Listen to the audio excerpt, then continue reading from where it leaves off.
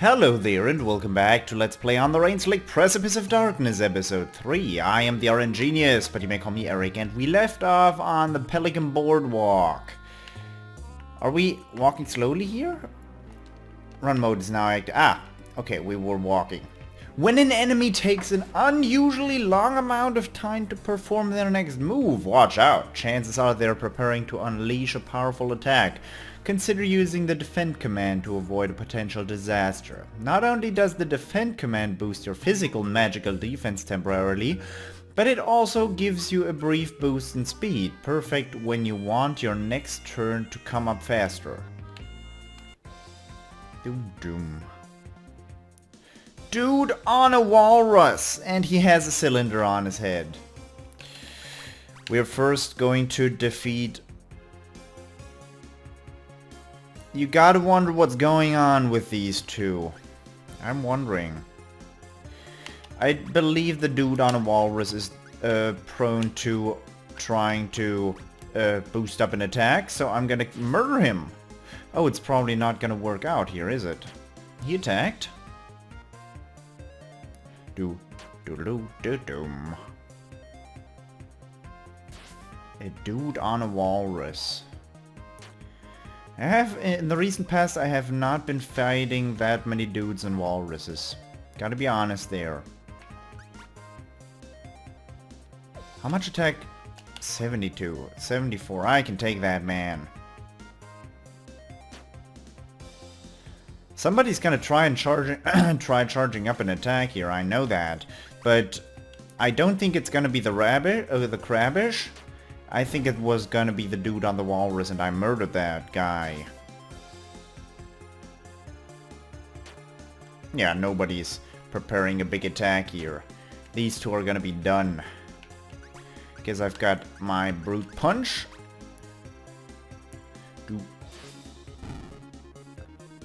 And I've got Ann Claire, and I've got my Scholar Man, and that guy is gonna be done. Is he? I hope he is. Uh-oh. One more attack, and that's okay. We did not happen to come across a potential disaster, though. Well, maybe a potential one, but not an actual one. 26 experience and $42. Very good. We will continue onwards now, though. Tycho? Tycho. Yes. How long have you had that recorder thingy on your phone? Years. I parse each conversation fully, straining each one for vital clues. Every conversation? Yes, Gabriel. All of them. Even that one where I... All conversations. The hamster was an important part of a workout regimen. To be sure. And sometimes you need that much mayo. Uh-huh. Like if your sandwich is really big? Okay. Gabriel's silent for a moment. And then... I like sandwiches. Apparently.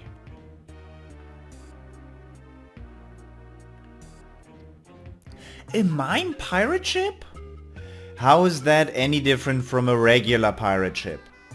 There's a stripy mainsail, plus that tiny cap on the bow. When we saw them last, they'd have been able to manifest a vessel like this, fashioned purely of invisible force. How art the mighty fallen?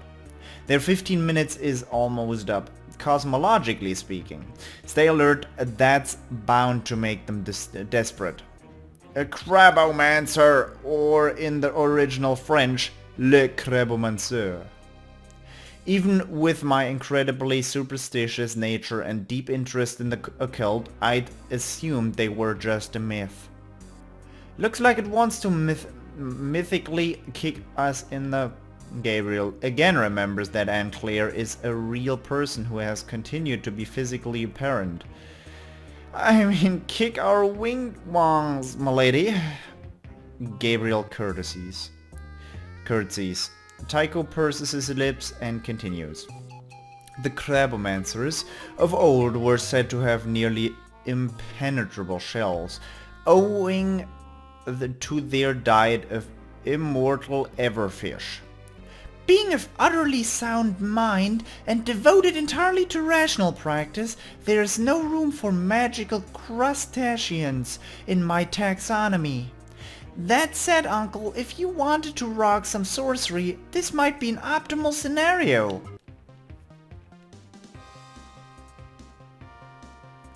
Crabomancer. Wields the potent staff of the deadly bobber. I'm waiting for an ice shard here. Let's see what that stuff does. Super effective, nice. Magic shell. Okay, he's a fair amount away. He resisted that. That was the wrench, and he resisted that as well. Okay. Fireball then. Light them up, boys. And Claire, you're gonna be defending now. You're our healer. That's super effective. Liz is gonna be good. Let's see what those ice shards do. No, he's invisible range. He's not charging up anything here. Do some fireballing. This is not gonna be that tough, is it? I know he resists that, but this does 100 damage. I only need 15 of those. How much does the RTFM do? Oh, 100 as well. 200 each round. Oh snap. Uh-oh. That hurt.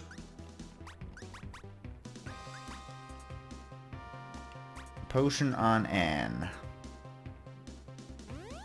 Okay, 100 healed. That's good. Did Anne Claire defend there? I don't think I defended with her at all. RTFM. He is getting stronger though. We should consider that. I'm gonna check up on how much he has now. I'm gonna use thermonuclear. Oh, I couldn't look at him. 130% power. Thermonuclear. 250 damage. Good one. He's gonna be done in a second. I don't think he's gonna be alive for too much longer. Oucheroni. 115, yeah. Even without the wrench attack, this is gonna murder him. Or does it do over 100? Yep, it does. 1-4. 70 experience and $120. Nice. Level ups. Let's go on that ship. Here they are, the ancient doodads. And Claire shoots him a look. It's Latin. The mimes hauled them from the point of temporality into this ship for safekeeping. I wonder if they had any idea what they were hoarding in here. These are class pins. Ooh, I always wanted one of those, but no, the other kids said I wasn't cool enough. But it is they who were not the cool ones. Not that kind of class pin, Gabriel. Class as in a type of person. They were crafted by the Duanger Praxis, a kind of seamstress coven. They like to transform their enemies into tasteful accessories. That was their thing. The victim's knowledge and skills were wholly intact though. Just pinning one on your clothing can alter you. Perhaps alter your very form, granting you wholly new powers. The best part? These pins almost never override your own consciousness. Almost never? How never are we talking here? It's rare. You now have the ability to add a second class to your characters. The Tube Samurai pin with the power to adjust to any situation with a variety of useful stances and attacks. The Crabomancer pin with the power to withstand any attack. The Hobo pin with the power of street brawling and inflicting hoboism. Lose HP every turn. The Gentleman pin with the power to fight evil through timely heals and cane smacks. The Cordwainer pin with the power of shoes. The Slacker pin with the power to hang out and stuff. The Elementstar pin with the power of the elements. Route to the atelier of Duanger Praxis unlocked. But first, class, change. Second is empty. Stat boosting stances. Withstand any attack. That seems to be good on Gabe, I would say. Gentleman for Tycho, with the power to fight evil through timely heals and cane smack. No. Power of shoes, hang out. I wonder what that does. And you're gonna get... I'm not gonna give you hoboism. The Cordwainer, power of shoes. That's gonna level up in a second. We'll see what those do. I wonder if the power to hang out is probably gonna be the best one. Hi, mysterious person. I don't want to talk to you right now. Are all these gods? Statue of the gentleman. A piece of advice. If you see a seamstress of the Duanger Praxis and you try to open the door for her, then she says that she's got it. She's kind of a sorceress or whatever, so doors aren't a big deal. But you just stand there holding the door open in sort of a smug way, and you make her repeat herself. You should start running because she's probably going to turn you into a pin. This chivalrous pin has its uses, though wearers find themselves inexplicably concerned with the well-being of others. That concern can manifest itself in a number of ways, from healing and assisting their allies to ridding the world of evil with a well-aimed smack of a cane. Were you? Statue of the Cordwainer. I was given to understand my shoes would be ready by noon today, the seamstress. The Cordwainer pin bestows much more than just the ability to craft artisan shoes. Practitioners gain incredible speed, the ability to interrupt and slow enemies, plus shocking, deeply inhumane shoe-based attacks. That sounds nice. Statue of the Slacker. The Slacker pin began its life as the seamstress' son Josh. Year after year, she urged the Slacker to follow in her footsteps, or any footsteps really, or to do anything. Year after year he refused as he wallowed in his own self-indulgent idleness. Finally, in a fit of rage, the seamstress declared, "Blood or no, the enemy of industry is mine enemy as well," as she wove her arts, morphing the young boy of 34 into another pin. She regretted it instantly, of course, but it was a great-looking pin, which took the edge off. She felt that peace of mind, which comes only after a difficult decision has been faced head-on and wisely dealt with. The Slacker is one of the less practical pins forged by the seamstress, yet it is not completely devoid of use. The Duanger Praxis frequently call upon its laid-back vibe for relief when the stress of life becomes unbearable. The seamstress once remarked that her son was full of hidden potential, but it is thought that this was merely an expression of motherly affection and not grounded in reality. I wonder if I'm gonna read everything out here. That's the elemental list, and that's a way up. There is more. There is more. What? How did you get up here so fast? I ran all the way up to the stairs. The maiden shrugs. Shannon, the Shrine Maiden. I was way into track at Shrine College. Are these enemies?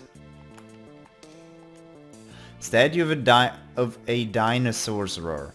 While sojourning in the lands beyond the Praxian Mountains, the seamstress found herself set upon by the Dinosaur, last member of an ancient and primal people. The Dinosaur used the long-forgotten Saurian tongue to change into terrifying lizards long extinct. Unfazed by the immense strength and size of her transformed assailant, the seamstress realized that the Dinosaur's power came at a cost. A complete lack of control. Thus armed, the seamstress anticipated the Dinosaur's every move and thus secured victory over her opponent. Wielders of the Dinosaur's pin have been seen to change into one of three forms: the sturdy Triceratops, the swift Velociraptor, or the mighty T-Rex. In hushed tones, there are those who say an even more terrible form exists, though none have survived an encounter with the first three. Intriguing. Bunch of stuff. That's the Craboman. I'm not gonna talk to the Crabomancer.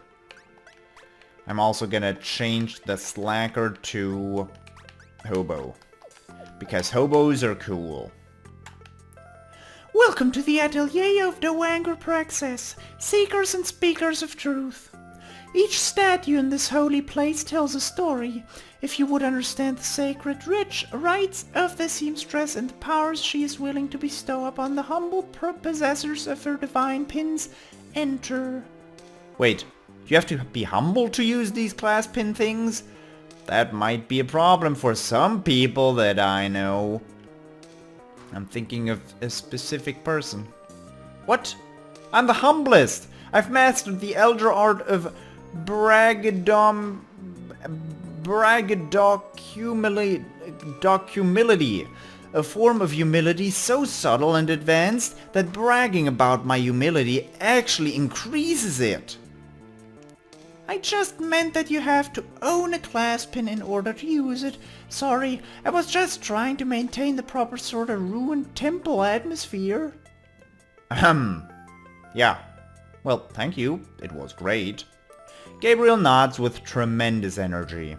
Totally. It cranked up the ambience for reals. Explore the atelier to learn more about the various classes that you can gain and use in your quest. When you're done here, head back to the Startling Developments Agency. It'll be fun. It'll be fun, they said. I don't think we'll be reading that out. This is a Let's Play, not a... well, let's bore ourselves. Oh, Uncle, in your letter you said there was something you wished to discuss. A shadow passes over Tycho's face. Indeed, child, and tonight we shall. For now there is much to do at the office. There is? Yes, there is. Dust. On things, mind you, and I won't stand for it. But there's always... Tonight, then. Tonight. And Claire skips off, her massive wrench in tow.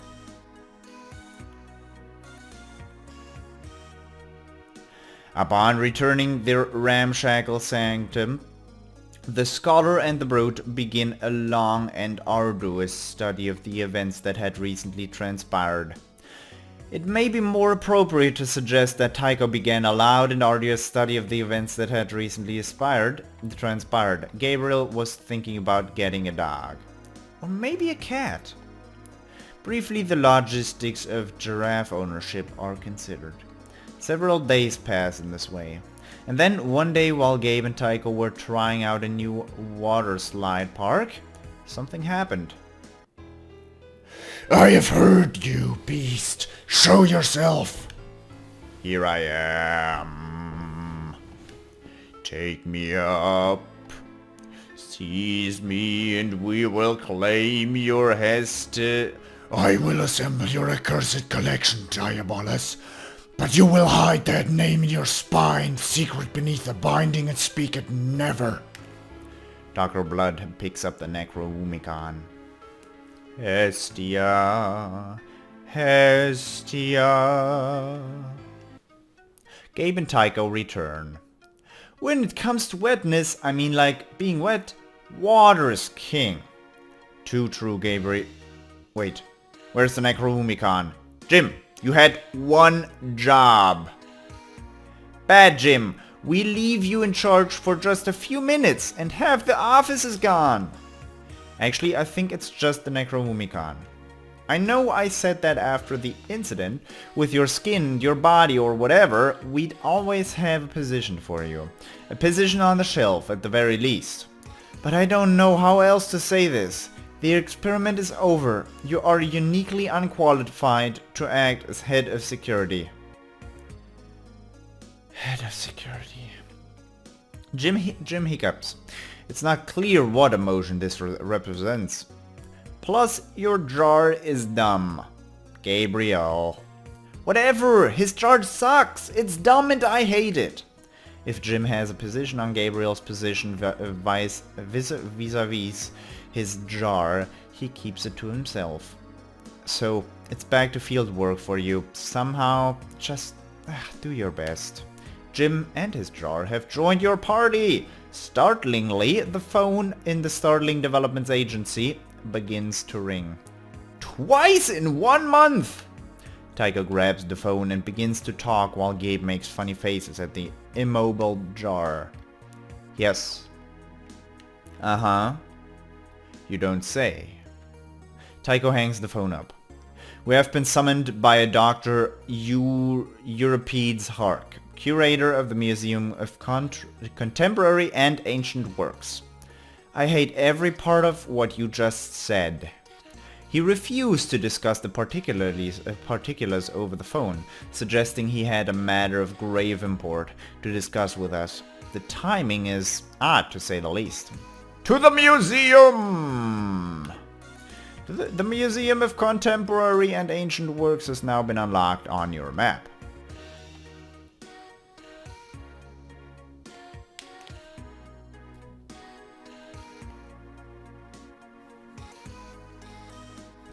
But before we head to the museum, I hope you enjoyed this episode, and I hope I will see you in the next episode as well. Until next time, bye bye!